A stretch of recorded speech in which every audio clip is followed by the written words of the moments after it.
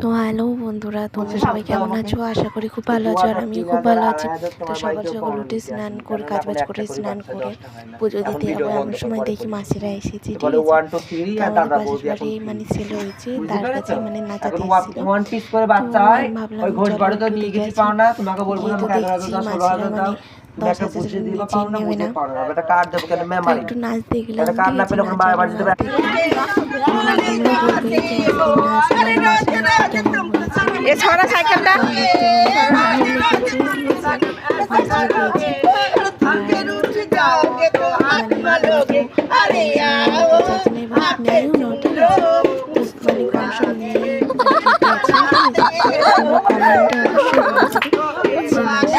কেমন